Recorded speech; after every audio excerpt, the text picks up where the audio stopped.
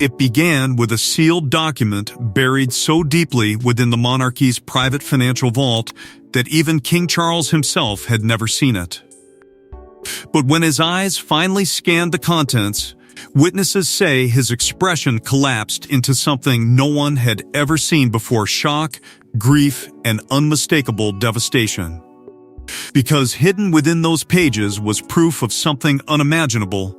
The Queen had made a decision that bypassed him entirely and changed Charlotte's destiny forever.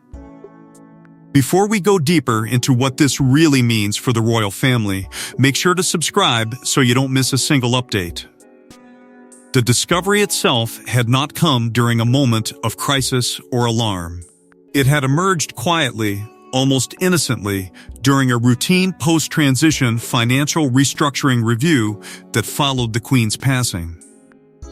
Palace accountants, working with the meticulous caution that defined royal financial operations, had been combing through layers of sovereign accounts, dormant holdings, and sealed contingencies designed for future stability. This was standard procedure, predictable, controlled, unemotional. Until suddenly, it wasn't. Because buried within an offshore registry, masked behind layers of legal abstraction and coded identifiers, they found something that did not fit any known category. It wasn't listed under sovereign emergency reserves. It wasn't tied to state continuity planning. It wasn't connected to Charles nor William nor any direct succession framework. It stood alone, silent, untouched, waiting.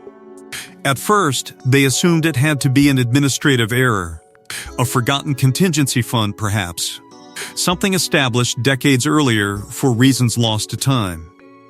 But as the financial custodians carefully decrypted the legal ownership structure, the air inside that secure chamber began to shift. The trust had only one beneficiary, one name.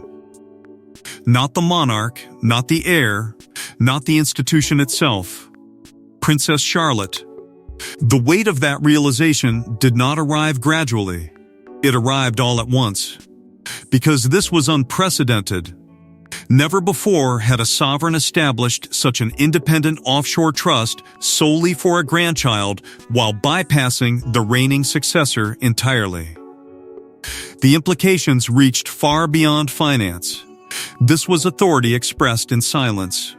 This was intention made permanent without explanation. Charles was informed in private. No formal briefing, no committee oversight. Just a quiet conversation between the king and the royal financial custodians who, even in their professionalism, could not conceal the gravity of what they had uncovered. At first, he believed there had been a mistake. He asked them to verify it again and again. Each time, the answer returned unchanged. The trust was real. It had been established personally by the Queen, and it belonged exclusively to Charlotte. Witnesses later described how Charles did not react with anger, not immediately. Instead, there was something far more unsettling: stillness. A stillness that suggested not just surprise, but something deeper, something wounded. Because this was not merely about wealth, it was about trust. It was about legacy. It was about the unspoken belief a mother held about the future and the son she had left behind. What made the revelation even more disturbing was the sophistication of the trust's design. It was constructed within an offshore jurisdiction known for impenetrable confidentiality, protected by layers of international legal autonomy that placed it entirely beyond traditional royal financial oversight. This was not accidental. It was deliberate. Every safeguard ensured that no internal restructuring, no succession transition, no institutional authority, not even the king himself, could alter its existence. It existed outside the monarchy's control while still belonging to its bloodline. That contradiction alone carried terrifying implications, because it meant the Queen had not only anticipated the future, she had acted independently to shape it. Within hours of the discovery, secrecy protocols were activated. Access to the trust documentation was restricted. Digital references were isolated. Only a handful of individuals were permitted to know the truth, not out of scandal, but out of protection. Because once such a revelation entered public awareness, its emotional and institutional consequences could never be undone. The monarchy had always been built on continuity, on visible lines of trust between sovereign and successor. But now, buried within offshore silence, was proof that the Queen had quietly drawn a different line, one that led directly to Charlotte, and nowhere else. Charles found himself confronting a reality he had never imagined. Not publicly, not politically, but privately, painfully. Why had she done this without telling him? Why had she chosen secrecy over conversation? Why Charlotte alone? These questions did not have immediate answers. And perhaps what hurt most was not the trust itself, but what it implied. Because this had not been an oversight. It had been a decision, a final, irreversible decision made by the one person whose belief had shaped his entire life. And now, that belief seemed to rest somewhere else entirely. But what truly shattered Charles was not merely the trust itself, it was the unmistakable message behind it. A message rooted in years of private conversations, quiet observations, and one bond the Queen had guarded more fiercely than anyone realized. Long before the trust ever existed, Palace. Insiders had quietly noticed something extraordinary, something subtle, but impossible to ignore.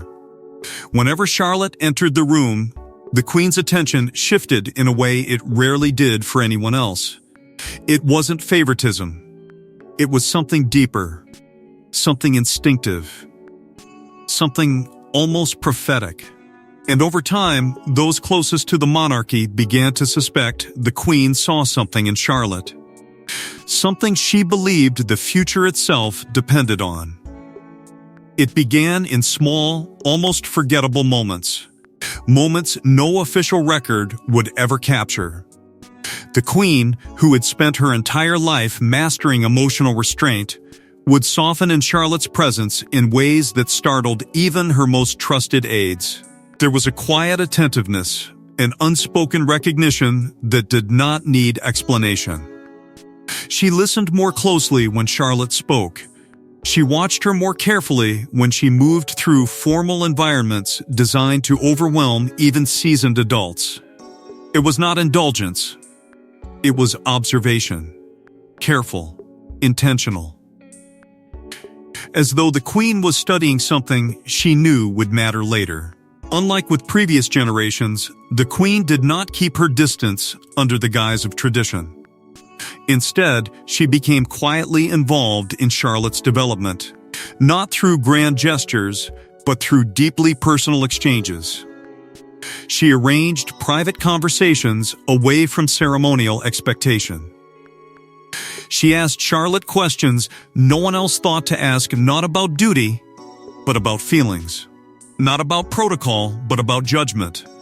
She spoke to her about strength, about loneliness, about the invisible weight that came with being born into permanence. These were not lessons found in royal manuals. These were lessons born from lived experience. And Charlotte listened in a way that startled those who noticed, absorbing the Queen's words not with childish distraction, but with calm, unsettling clarity. During the Queen's final years, when the monarchy faced uncertainty both within and beyond palace walls, Charlotte's presence became something more than familial comfort. It became emotional refuge. There were moments when the Queen, carrying burdens no one else could fully understand, seemed to find unexpected peace simply in Charlotte's quiet company. She did not need to explain herself. She did not need to perform strength. In Charlotte's presence, she could exist without the armor she had worn for decades. Palace aides would later recall how Charlotte never demanded attention, never sought reassurance, and never appeared intimidated by the gravity surrounding her. Instead, she remained steady, grounded, watching and learning in silence. What unsettled observers most was the way the Queen spoke about Charlotte when Charlotte was not present. There was pride, of course, but there was also something else, something more deliberate. She spoke of Charlotte's clarity, her natural authority, her ability to remain composed when others faltered. These were not casual compliments. They were assessments, measured, meaningful. As though the Queen saw in Charlotte a rare emotional resilience she had spent a lifetime recognizing in only a few individuals. Charlotte did not panic under pressure. She did not shrink from expectation. She absorbed it, quietly, completely. Even during emotionally charged public moments, Charlotte displayed a composure that went beyond her years. She did not mirror chaos, she steadied it. She did not react impulsively. She observed. The Queen noticed every detail. Because she understood something few others could, leadership was not forged through ceremony. It was revealed through instinct. And Charlotte possessed that instinct in a way that could not be taught. Over time, it became clear that the Queen's connection to Charlotte was not rooted in sentiment alone. It was rooted in foresight. She had seen the monarchy endure storms that threatened its survival. She had seen strength and weakness revealed in equal measure. And quietly, without announcement, she began to believe that Charlotte represented something rare. Not just continuity, but protection, stability, survival. Yet what no one realized at the time was that behind the warmth and affection, the Queen had already begun making irreversible decisions that would quietly bypass tradition, protocol, and even her own son. This wasn't a spontaneous act. The Offshore Trust had been created years earlier, long before the Queen's health declined, long before anyone expected the monarchy's future to feel uncertain. It had been engineered quietly, meticulously, and deliberately hidden behind layers of legal complexity so effective that even senior palace officials remained unaware. Which raises the most disturbing question of all. Why did the Queen feel this had to be done in secret? And who was she protecting Charlotte from?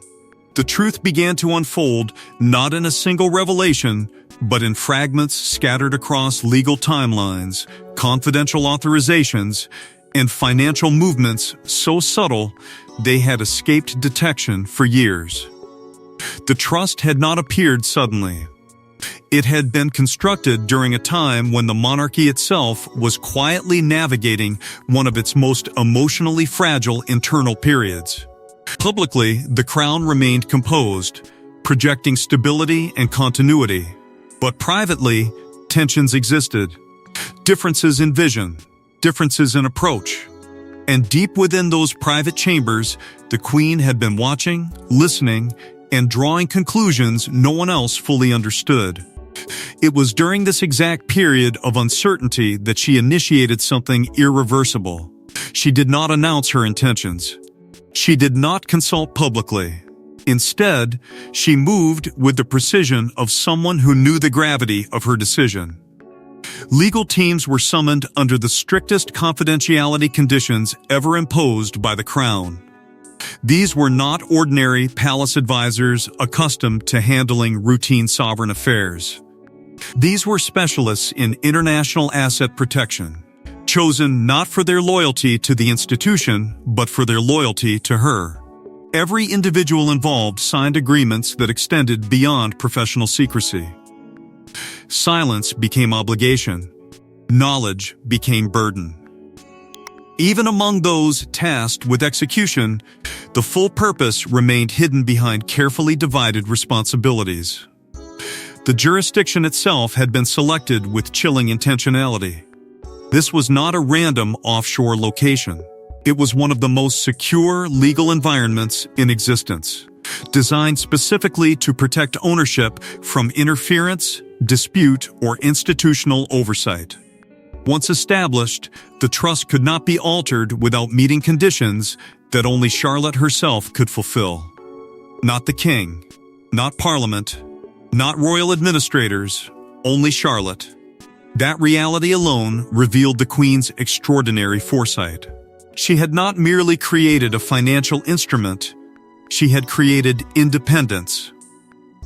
Permanent, untouchable. What made the structure even more remarkable was the absence of traditional documentation pathways. There was no ceremonial declaration, no formal inheritance notation, no reference within sovereign succession planning. Instead, the trust existed within its own legal ecosystem, disconnected from the monarchy's visible financial architecture. The paper trail was so minimal, so carefully contained, that even the most thorough royal audits had passed over it without recognition. It was as if the Queen had anticipated the exact questions that would one day arise and had quietly ensured those questions would find no immediate answers. The activation conditions embedded within the trust revealed perhaps the most haunting detail of all. Charlotte would not gain access immediately. She would not inherit it simply by existing within the royal bloodline. The trust was tied to her maturity, her independence, and her readiness. The Queen had not simply gifted Charlotte wealth. She had entrusted her with responsibility that would only awaken when Charlotte herself reached a point of emotional and personal strength deemed sufficient to carry it. That condition alone revealed something deeply personal about the Queen's intentions. She was not acting for the present. She was acting for a future she believed required protection. And beneath it all lay an unspoken fear, a quiet acknowledgement that the monarchy's greatest threats did not always come from outside forces, but from internal uncertainty, from evolving dynamics, from human vulnerability. The Queen had lived long enough to understand that stability could never be assumed, it had to be safeguarded. And in Charlotte, she had seen someone capable of carrying that safeguard forward without compromise. But while the Queen had acted with certainty, she had also left behind a devastating emotional consequence, because when Charles finally understood the full scope of her decision, he began to see it not as protection, but as a deeply personal rejection. For decades, Charles had lived under the shadow of preparation, waiting, learning, sacrificing for the role he was born to inherit. He had endured scrutiny, doubt, and relentless pressure, but nothing had prepared him for this moment. Because this was different. This wasn't public criticism. This wasn't media speculation. This was his own mother's private decision, one she had never spoken to him about, and its implications cut deeper than anything he had ever faced before. When Charles first heard the words, he did not interrupt. He did not argue. He did not demand explanations. He simply listened. And in that stillness, something inside him shifted. Those present would later describe a reaction not defined by anger, but by something far heavier, a quiet devastation. Because in that instant, Charles was no longer just the king confronting an unexpected legal reality. He was a son confronting the silent final choice of the one person whose approval had shaped his entire existence. He had spent a lifetime preparing to carry her legacy forward. And now, faced with the undeniable truth of the trust, he was forced to confront the possibility that she had seen the future differently than he had imagined. Their relationship had never been simple. It had been defined by duty before affection, by expectation before reassurance. From childhood, Charles had been shaped not by ordinary parental warmth, but by the immense and unyielding gravity of destiny. The Queen had not raised him merely as her son. She had raised him as her successor. Every lesson, every correction, every moment of distance had been part of that preparation. He had accepted it. He had endured it.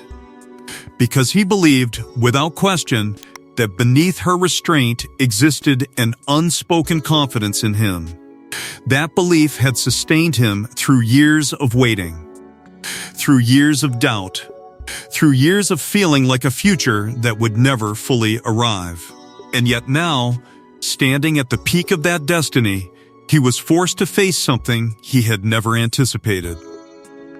The Queen had made one of her most consequential decisions without him, without even informing him. That silence carried its own message. It suggested that while she had entrusted him with the crown, she had entrusted something else, something deeply personal, deeply protected to Charlotte instead. That realization did not feel like strategy. It felt like exclusion. It felt like a door he had never known existed had been quietly closed behind him. Charles wrestled with questions that had no easy answers. Had she doubted him? Had she feared something he could not see? Had she believed that Charlotte represented a strength he did not possess? These thoughts did not come as accusations, but as wounds, invisible but deeply felt. Because no matter how powerful his role had become, no matter how absolute his authority appeared to the outside world, he could not escape the emotional truth beneath it. He was still her son, and in that role, he suddenly felt profoundly alone. He carried this burden privately. He did not speak of it openly. He did not allow it to fracture the institution he now led. But those closest to him could sense the weight he bore. There was a distance that had not existed before, a quiet introspection, a searching, because this was not simply about the trust's existence. It was about what it represented. It represented a decision made beyond his reach, a future shaped without his voice. And perhaps most unsettling of all, it represented the undeniable reality that even in death, the Queen's influence remained beyond his control. For Charles, the pain was not rooted in resentment toward Charlotte. It was rooted in the emotional echo of a lifetime spent seeking understanding from a mother who had always remained just beyond full emotional reach. He had accepted her discipline. He had accepted her distance. But he had never imagined she would leave behind a legacy that spoke so clearly without ever speaking to him at all. That silence lingered, heavy, permanent, and impossible to ignore. Yet as painful as the discovery was, an even more unsettling realization soon emerged: this trust wasn't merely symbolic. It had real power that could shape the monarchy's future in ways no one had anticipated. At first glance, it appeared to be just money. But as advisors examined the trust more closely, they realized it was something far more powerful. This wasn't simply an inheritance, it was independence. It was leverage. It was protection. And in the wrong or right hands, it could reshape influence within the royal family itself. Suddenly, Charlotte was no longer just a child heir. She was becoming something far more significant. What startled royal advisors most was not the size of the trust, though its scale alone was enough to command attention. It was the freedom it represented. For generations, members of the royal family had existed within a carefully controlled financial structure. Every resource, every privilege, every allowance flowed through institutional channels tied directly to the sovereign. This ensured stability, but it also ensured dependence. No individual existed entirely outside that system. Until now. Because Charlotte's trust had been deliberately designed to exist beyond those boundaries. It did not answer to palace administrators. It did not require sovereign approval. It did not depend on royal continuity. It belonged to her alone. That independence carried consequences no one could ignore. Financial autonomy was not merely about wealth, it was about freedom of choice. Freedom from pressure. Freedom from influence. Charlotte, when the time came, would possess resources that could not be restricted, redirected, or quietly withdrawn. This meant she could act without seeking permission. She could support causes without requiring institutional endorsement. She could shape her own path without fearing financial isolation. In a system built on hierarchy and controlled balance, such autonomy represented something unprecedented. It gave her not just security, but power. The Queen had understood something fundamental. Influence was not always exercised openly. Sometimes its greatest strength lay in its quiet existence. By placing this trust beyond the monarchy's internal reach, she had ensured that Charlotte would never be vulnerable to internal shifts in authority.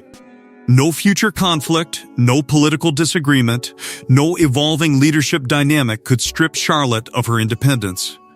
She would always possess something untouchable, something permanent, something entirely her own. This was not favoritism. This was insulation. Protection against forces the Queen had clearly foreseen. For Charles, this realization deepened the emotional complexity he already carried. Because this was not simply about what Charlotte had gained, it was about what he could never control. As king, he held immense authority over the institution itself. He shaped its direction, its priorities, its public identity. But this trust existed outside that authority. It answered to no crown. It operated beyond his reach. That truth introduced a quiet but undeniable shift in the balance he had always known. Not one of open challenge, but one of silent autonomy. The Queen had ensured that Charlotte's future would never be fully dictated by anyone else, not even him. And yet, the trust's true brilliance lay in its flexibility. It had not been constructed to force Charlotte into any specific role. It imposed no expectations, no obligations. Instead, it waited. It allowed her to grow, to learn, to decide for herself how its power would be used. The Queen had not sought to control Charlotte's destiny, she had sought to protect her freedom to define it. That distinction revealed the depth of her foresight. She understood that the monarchy's future could not be secured through rigid planning alone. It required individuals capable of acting with independence, clarity, and strength when the moment demanded it. This was the silent insurance policy she had left behind, not against financial instability, but against vulnerability itself. And while its existence remained hidden from the public, its implications quietly reshaped the emotional landscape of the royal family. Because Charlotte now carried something invisible but profound. A shield, a safeguard, a legacy of protection no one could take away.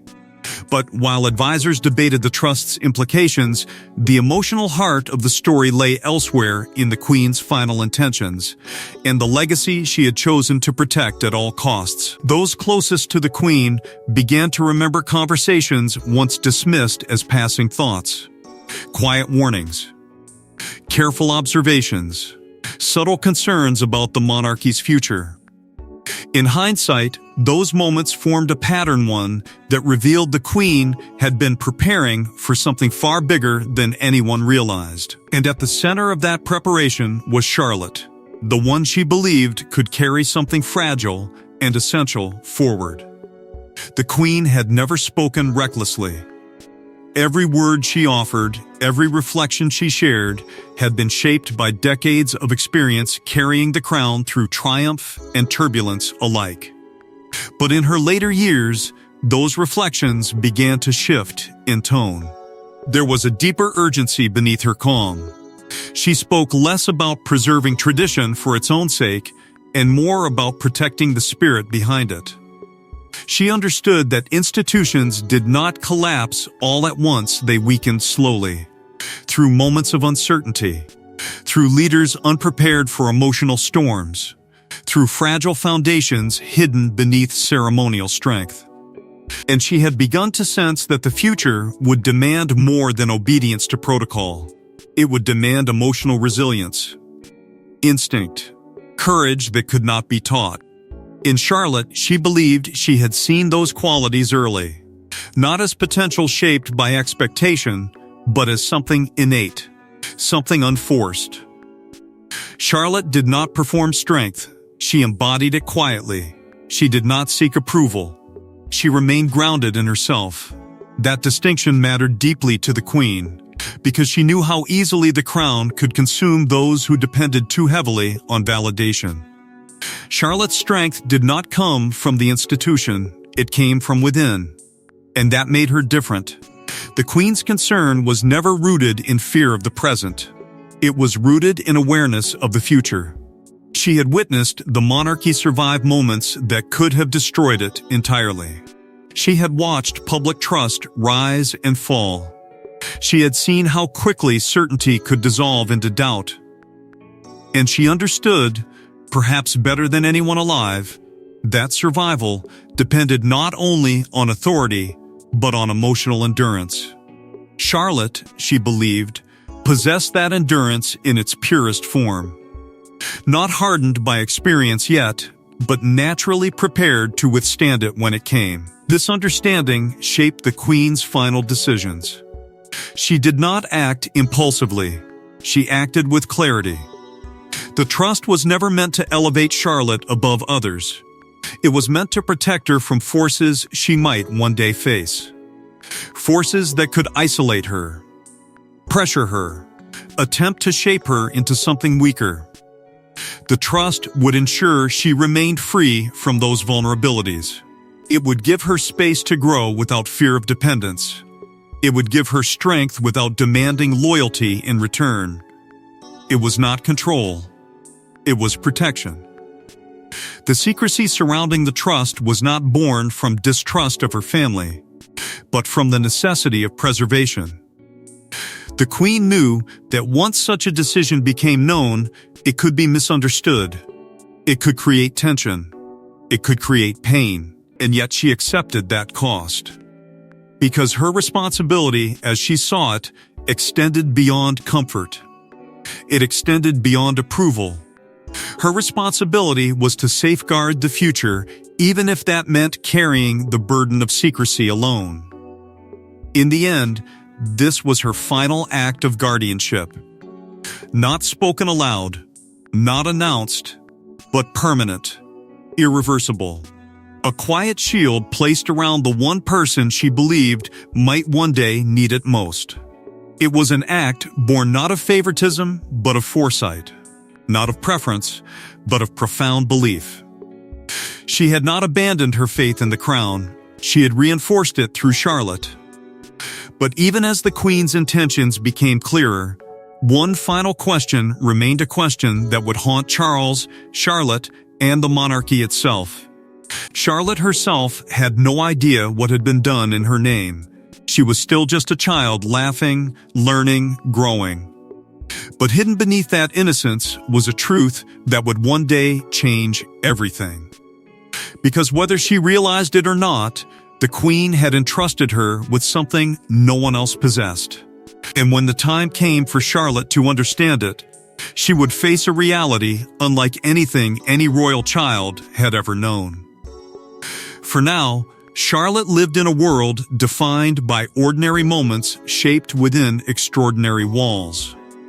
She carried herself with natural confidence, but without the awareness of the silent force already shaping her future. She did not know that her name existed within sealed legal frameworks designed decades ahead of her maturity. She did not know that choices had already been made that would influence her independence, her authority, and her emotional relationship with the crown itself. She was still discovering who she was, still forming her identity. And yet, without her consent, without her knowledge, destiny had already begun forming around her. The queen had understood that Charlotte's greatest strength was not simply her position, but her emotional clarity. She had seen something rare, an inner steadiness untouched by expectation, and she had acted to preserve it. But preservation came at a cost Charlotte would only understand later. Because one day, when the truth was finally revealed, Charlotte would face the weight of knowing that her future had been shaped long before she was ready to shape it herself. That realization would not arrive as privilege. It would arrive as responsibility. Quiet, immovable, inescapable. And with that responsibility would come questions. Questions about why she had been chosen. Questions about what the queen had seen in her that others had not. Questions about the silent decision that had bypassed her father's authority while protecting her independence. These questions would not have simple answers, because they were rooted in emotional truths, not institutional logic. They were rooted in belief. In foresight in the Queen's private conviction that Charlotte would one day need the strength this trust provided. This truth would inevitably shape Charlotte's relationship with Charles, not through conflict, but through complexity. Because Charles, despite his love for his granddaughter, carried his own emotional wounds tied to the trust's existence. He carried the memory of discovery, the memory of exclusion. And Charlotte, once she understood, would carry the knowledge of that pain. She would understand that something meant to protect her had also deeply hurt him. That paradox would live between them not as division, but as shared emotional inheritance, both bound by the same decision, both shaped by the same silent act. Charlotte's future now existed along two parallel paths, one visible, one hidden. The visible path was defined by tradition, by royal duty, by public expectation. But the hidden path, the one created by the Queen, belonged only to her. It carried freedom, but also isolation, strength, but also solitude. Because true independence often required standing alone. The Queen had known this better than anyone. And she had prepared Charlotte not to avoid that burden, but to survive it. Yet Charlotte's destiny remained unwritten. The trust did not define her. It did not control her choices. It simply ensured that when the moment came, she would possess the freedom to act according to her own judgment. Whether she would embrace that freedom or struggle beneath its weight was something no legal document could predict. Because destiny was not determined by inheritance alone. It was determined by character.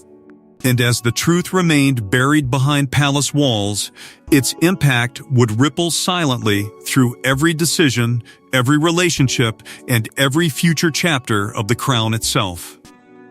The Queen was gone, but her final decision remained silent, unchangeable, and impossible to ignore. It existed beyond emotion, beyond explanation, beyond reversal. It had reshaped the balance of trust, power, and legacy in ways no one could fully predict. And for King Charles, the pain of that discovery would never fully fade. Because it wasn't just about money, it was about belief. And belief, once broken, changes everything forever. For Charles, the trust became something he carried not as a political reality, but as an emotional echo that followed him into every quiet moment of leadership. He fulfilled his duties. He upheld the crown with the same discipline he had practiced his entire life. But beneath that unwavering exterior lived an awareness he could never fully silence. His mother had made a choice she had never shared with him, a choice that existed outside his authority. And while he understood the strategic brilliance behind it, understanding did not erase the wound. Because no matter how powerful he became, no matter how firmly he stood as king, he could never undo the quiet truth her final act had revealed. Charlotte, meanwhile, continued forward unaware of the full gravity waiting in her future. Her path had already been altered in ways she had yet to comprehend. The trust did not change who she was, but it ensured that when the moment arrived, she would face her destiny with a strength no one could take away. The Queen had given her something invisible but permanent. Not simply protection from financial vulnerability, but protection from dependence itself. Charlotte would never stand at the mercy of circumstance. She would never be forced to surrender her independence for survival. The Queen had ensured that Charlotte's strength would belong entirely to her. And even in absence, the Queen's influence endured.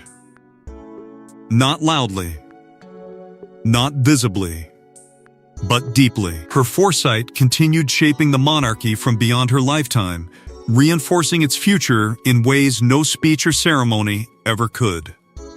This was her final form of leadership, not through command, but through preparation. She had seen the fragility beneath tradition. She had understood the emotional cost of the crown.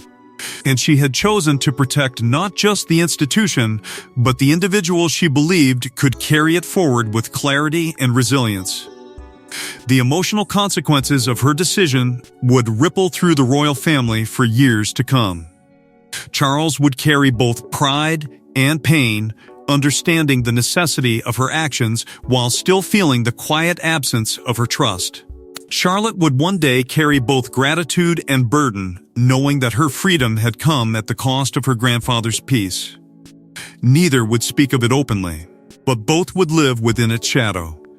Because some legacies do not exist in public memory, they exist in private understanding.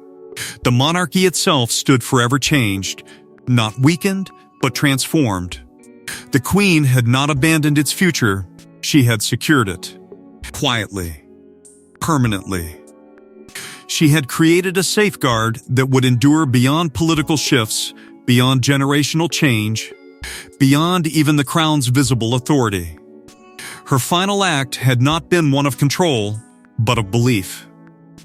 A belief rooted not in certainty, but in faith. And perhaps that was the most haunting realization of all.